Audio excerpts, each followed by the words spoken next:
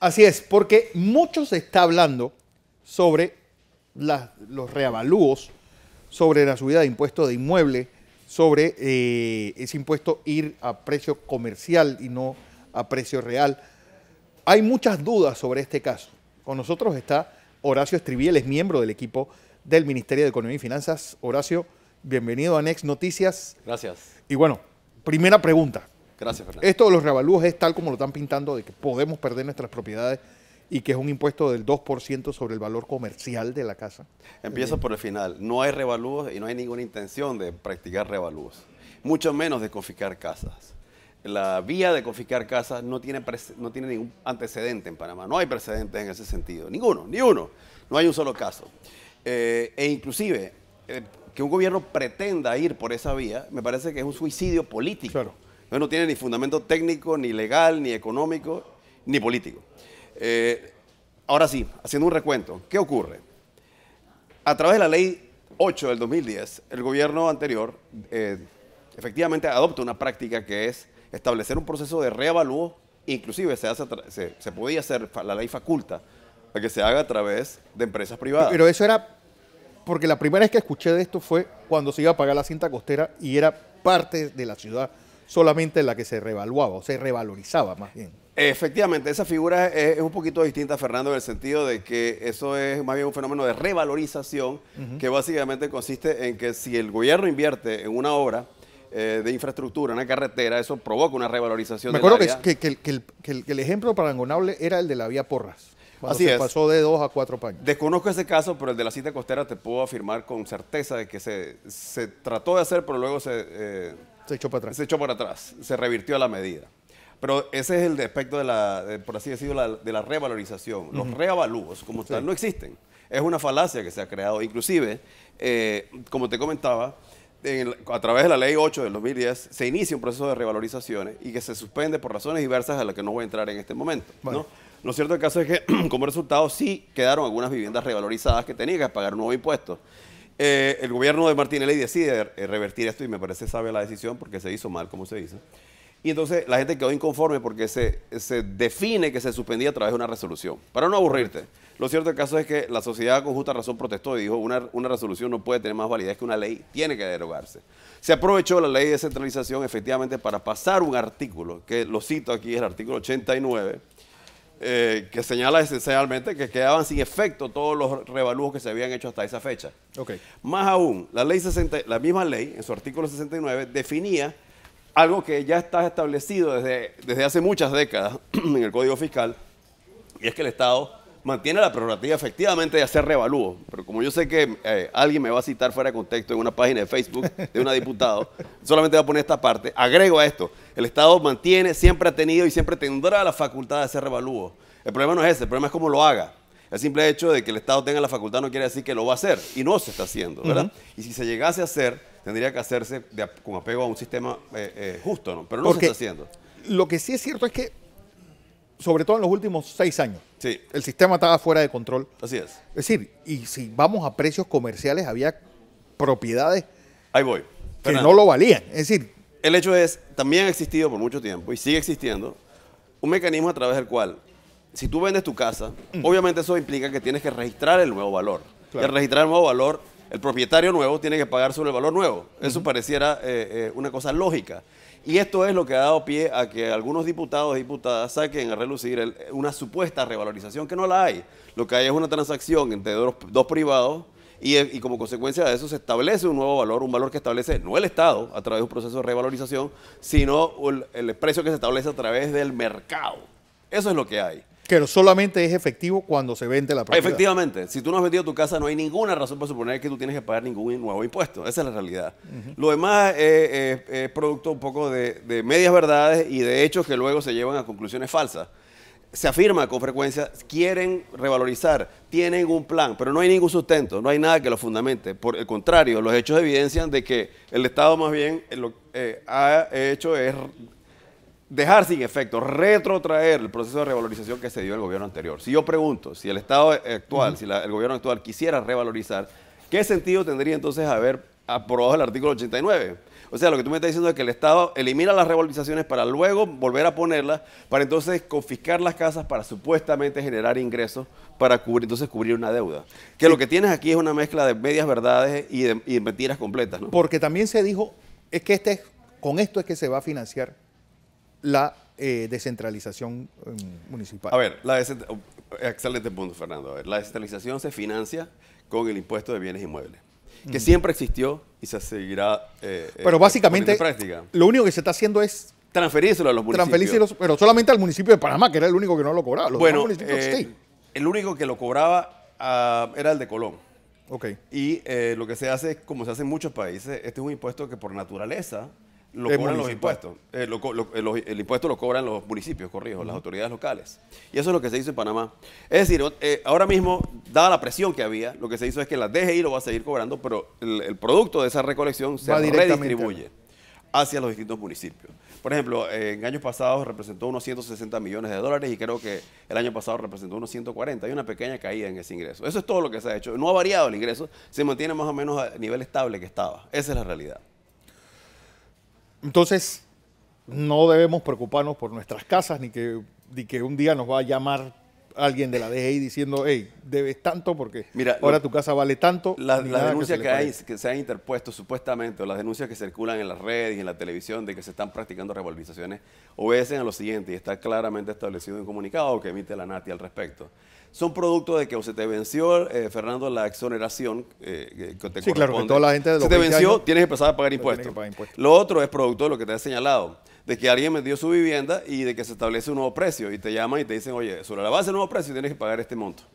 Yo sí creo que hay que hacer un acto de mea culpa. El Estado tiene un deber de explicar mejor lo que ha ocurrido y de tener un mecanismo para llamar a la gente y explicarle lo que está pasando, ¿no? Pero en forma alguna, lo que ha ocurrido obedece a un intento de revalorizar viviendas. La revalorización no existe, es un revalúo, es un mito que se ha creado porque alguien quiere que se apruebe una ley, lo cual me parece totalmente legítimo. Digo, es que también me parece absurdo el sentido de la revalorización si uno no tiene ni siquiera condiciones mínimas en una calle, es decir, incluso las áreas más caras de la ciudad, pues tienen falta de buenos servicios de manejo de aguas negras, no tienen espacio de estacionamiento, pues la calle a veces está llena, tiene huecos y rajaduras por las construcciones que se han hecho ahí. Es decir, si tú no das las condiciones mínimas para que el área lo valga, ¿en base a qué vas a hacer esa Claro, revalorización? por eso, y por eso te repito, no se ha dado ningún revalúo de vivienda y el Estado no expropia viviendas, aunque tiene la facultad de hacerlo. Ahora, lo que pretenderían algunos diputados o diputadas quizás es que el Estado claudique frente a su responsabilidad de fiscalizar los ingresos. Pregunto yo, ¿será eso? Lo cual me parece que es un No, es absurdo, porque absurdo, ¿no? siento un precedente peligroso. El día que tú empieces así, el Estado no tiene la facultad de ver si lo que yo pago de impuestos es lo debido o no. Eso es un precedente nefasto, a mi parecer. Ahora, eso tampoco debe ser interpretado como que por consiguiente el Estado mantiene una facultad discrecional de hacer lo que le parezca en cuanto a tu vivienda. Eso no existe, nunca se ha dado y no es la intención. La intención de hacerlo sería nefasto para este gobierno o cualquier otro. Claro. Ahora, lo que sí es cierto, Fernando, y es que en algún momento, cuando exista la condición política, que no haya esta turbulencia, que no haya estas falacias flotando en las páginas sociales, en algún momento sí va a tener que darse una revisión del impuesto. ¿Por qué lo digo? No ahora, más a futuro. Porque definitivamente que las viviendas están aumentando de precio y hay que establecer una base un poco más amplia para que la gente pueda actualizar sus valores de una forma que no sea confiscatoria. Pero eso hasta este momento existe de una forma muy limitada. Hay que establecer ese mecanismo, esa flexibilidad. Y en ese sentido, yo considero que es importante que los gremios hagan un llamado a los diputados que están haciendo estas llamadas alarmistas, porque eso tiene una consecuencia. Impide el debate sano, técnico, y además crea una alarma que inclusive podría estar desalentando la inversión en vivienda. Peligroso. Sí. Entonces, esta campaña de infundios y de mentiras, en realidad lo que están haciendo, Fernando, no solamente es crean un gran perjuicio moral a la gente. La gente me llama, mi familiar me llama y dice, pero usted es tan loco, ¿cómo se te ocurre que me vas a quitar la vivienda? ¿Y por quién ha dicho eso? Dice, busca en la página de la diputada fulanita, ahí lo están diciendo. No solamente crea una grave secuela psicológica en los propietarios, Claro, es una alarma sino que además social. podría estar desalentando la inversión en vivienda. Yo creo que yo tendría que hacer en lo personal un llamado a la CAPAC y a los gremios privados para que pongan un final a esta campaña y hagan un llamado a la reflexión a quienes la están liderizando en forma abierta. Cambiando el tema, CEPAL rebaja la perspectiva de crecimiento de Panamá. Yo sabía que me iba a preguntar ¿A eso. qué se debe eso? Menos mal que leí los periódicos temprano. Mira, me entero de la misma forma que lo haces tú a través de los medios de comunicación. Puedo decirte lo siguiente, con todo el respeto que CEPAL se merece, pero lo cierto del caso es que el Fondo Monetario Internacional hace poco rebajó el crecimiento a 5.2, pero aún más recientemente lo subió a 5.8. A nivel, o 5.7, a niveles muy similares a los cuales los está estimando. Sí, lo tenía CEPAL y lo bajó ahora. Efectivamente. Conclusión es que nuestra proyección como gobierno, 5.8, se mantiene. Y se mantiene sobre la base de los indicadores muy positivos que se está arrojando como consecuencia de la puesta en funcionamiento del proyecto de ampliación del canal. Los indicadores son fabulosos en materia de ingreso, tránsito de naves. ¿Por qué no se está sintiendo eso en la calle? Mira, hay muchos factores que explican eso. Lo primero es que, y hay diferentes tesis, ¿no? Y hay una tesis que sostiene que la economía panameña sigue siendo una economía relativamente fragmentada. El crecimiento de un sector no necesariamente se traduce. Sí, bueno, que hay unos que crecen mucho y otros que no crecen nada. Así es. Eso es un hecho, ¿no? Por otra parte, hay quienes sostienen que eso es consecuencia de que está creciendo, por ejemplo, el gasto de gobierno se mantiene estable, está creciendo la inversión directa extranjera, pero el consumo ha disminuido, visto en términos de indicadores como los saldos bancarios, etcétera. Sí. Entonces, hay algunos elementos en esa línea. Yo creo que hay que poner la discusión en perspectivas técnicas y objetivas. Hay crecimiento. La pregunta es si ese crecimiento permea para todo y si no lo hace, ¿por qué debemos hacer al respecto? Yo creo que eso nos lleva a una discusión ya no de la coyuntura económica del día a día o del año a año, sino una discusión estructural. ¿Qué hacemos para que tener crecimiento sostenible y que ese crecimiento redunde en beneficio de la mayoría de la gente en forma de una mayor equidad y una reducción de la pobreza? Ha habido reducción de la pobreza, ha habido mejoramiento en la distribución de la riqueza, pero sin duda que estamos todavía muy lejos de poder decir que Panamá está haciendo todo lo que podría. Por eso nos lleva a una discusión profunda. No creo que podamos abordar este tema diciendo, el gobierno es lento y no sirve y la economía podría estar creciendo al 11% como en la administración anterior. No, el vecindario ya no, ya hace tiempo se acabaron. Es una discusión un poco falaz, ¿no? Esa discusión. Lo cierto del caso es que el crecimiento que se tiene proyectado desde 5.8 es un crecimiento bastante razonable, es uno de los mayores crecimientos de la región, y lo que hay que hacer es asegurar un mecanismo para que ese crecimiento ocurra manteniendo pleno empleo, mejorando el empleo, la calidad del empleo, manteniendo una mejoría en los salarios reales, que tú conoces muy bien el término.